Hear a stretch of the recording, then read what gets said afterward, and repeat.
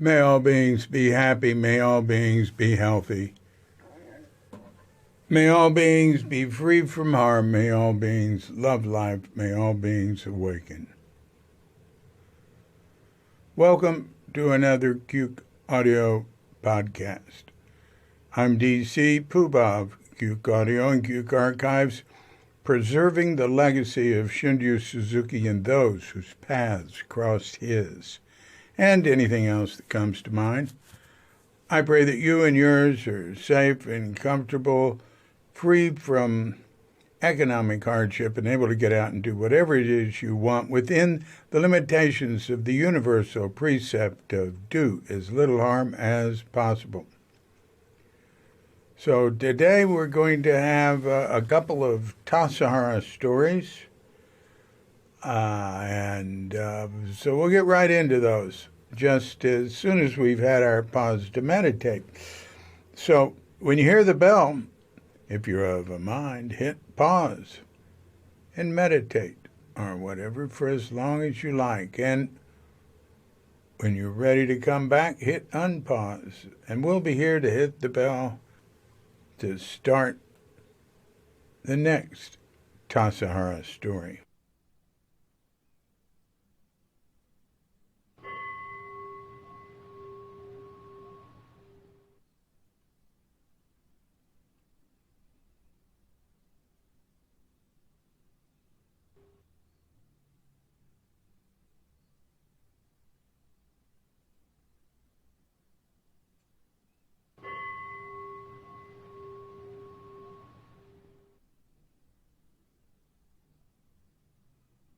Shurtleff Leaves, from Bill Shurtleff's diary, 1970, January 1st.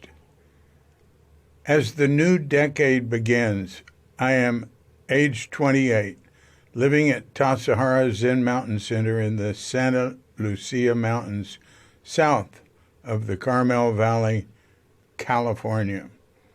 I am single, having never been married. Occupation, Zen monk, practicing meditation.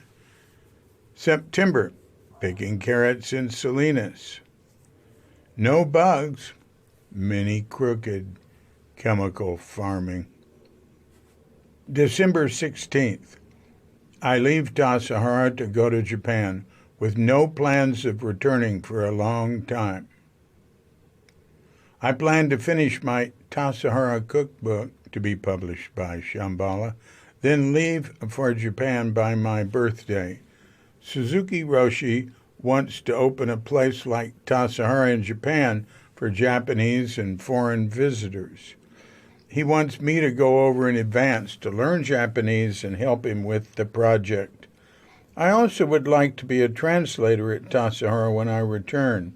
Tassajara friends, Ruvain, Meg Brown, Angie Runyon, Steve Brown, Alan Marlowe, David Chadwick, Maya Dremaine, Marion Derby, Lou Musto, Debbie Madison, Barbara Meyer Rifkin. Main memories of Tassajara: the beauty and power and joyous mystery of meditation. In great effort, there is great happiness. The stronger you hit the bell, the bigger the sound. The beauty of wild nature and the uninsulated life in the mountains, the terrible winter cold. Sometimes too much loneliness. I leave Tassajara for various reasons. To learn Japanese so that I can come back and translate for the Roshi. I want to be head cook, Tenzo, but a woman, Frances, is given the job. I don't want to work under her. I don't have many friends at Tassajara. I want to get away for a little adventure while continuing my practice of meditation. I could have worked under Bill and enjoyed the meals he dictated. He'd have strong ideas about what we should and shouldn't eat and how everything should be done, but it would be a focused trip. But the officers knew he'd have a lot of conflict with some of the kitchen staff and those eating in the zendo, many of whom would not have wanted to be subjected to his dietary regimen. December 28th. At Zen Center in San Francisco, after hearing about Nanao in the desert, I throw away all my work on the Tassajara cookbook. This frees me to go to Japan. December 31st. Vivid memories of this day, taking peyote with Christy, hiking in the misty Berkeley Hills, then dropping in to see Fellini's amazing film Satyricon, 1969. It is a perfect manifestation of my mind, and a form is emptiness. Emptiness is form. There is no art, only mind, which art manifests, reflects, with various degrees of brilliance. At Zen Center that evening, Suzuki Roshi scolds us for something. At Christie's, I hold forth on the theme of you cannot cut the sky with a sword, as it applies to the experience of personal criticism. So, Bill was off, arriving in Japan on January 1st, 1971. A year later, he was working on his first book, The Book of Tofu. Miso would follow. Then tempeh, kuzu, soy sauce, and more books on soy products. His amazing energy and devotion had been unleashed. He would become the world's leading authority on soy products. Oksan told me, Suzuki Roshi was very grateful to Bill for his work. He thought very important.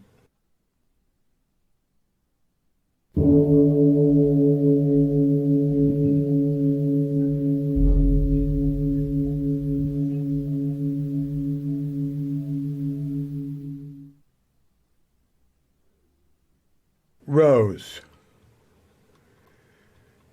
Peter and Penny Parch were a couple in Monterey who sat with Jean Ross in Carmel. At Tassajara, they'd urged me to drop by to meet their neighbor, a Mr. Rose, who was in his mid-90s. I was in town to do some shopping for Tassajara and went to their place at about 10 in the morning. They lived in a small white slat wood home. Among other like structures, reminded me of the inexpensive domiciles my father built after World War II called GI homes, thus named for the prospective market of returning soldiers back when lower-income people could buy homes. Mr. Rose's door was just opposite theirs. He answered the knock. He was tall, thin, but sturdy, erect, withered, wrinkled in pajamas, not feeble at all. He stood above me, looking down, smiling. There was a formidable air to him. Mr. Rose, this is our friend David, and we wanted you two to meet. Come right in, he said, opening the door wider. It was a little scary to me, but not bad scary, like being a kid going into a haunted home on Halloween. Have a seat. I sat in a wooden chair at a bare wood table. Not much sign of it. Not much sign of interior decorating in my view. Would you like something to drink? Sure. How about this, he said, opened a cabinet and pulled out a bottle of vodka. Didn't see much else in there. Okay. Half filled 2 glasses. We drank. After a minute of silence, he reached into a drawer. He took out a pack of Lucky Strike non-filtered. Smoke? Sure, thanks. After another minute of silence, he spoke. leaning over, looking me in the eye. You want to know the secret to a long life? Absolutely. Don't go to doctors, he said, raising his voice and shaking his finger in emphasis. I've seen my friends go, and they don't come back. That was the only time I was with Mr. Rose. I followed his advice as well as I could. Peter Parch wrote, Basil Rose is a master being who has blessed my memory with his message. Do something to please God. It doesn't cost a penny, but pays big dividends. He believed that I had been sent by God to save him from the fire that started under his front porch. I heard his faint 2 a.m. cries, Peter, Peter, for God's sake, call the fire department. I'm too old for this. I was able to get it under control with his garden hose.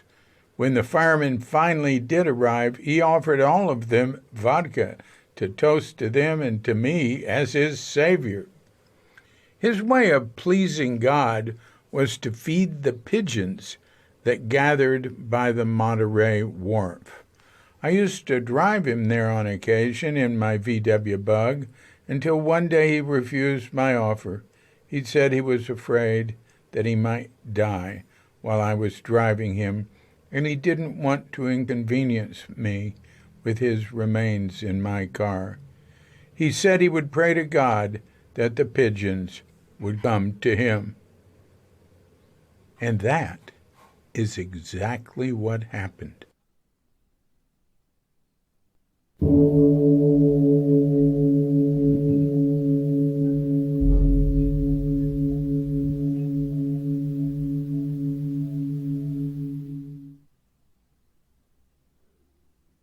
This has been a Cuke Audio podcast. I'm DC, Poobah of Cuke Audio and Cuke Archives, coming to you from Sleepy Sanur with Doggett Bandita, Feline Cuchita, and dear lovely Katrinka.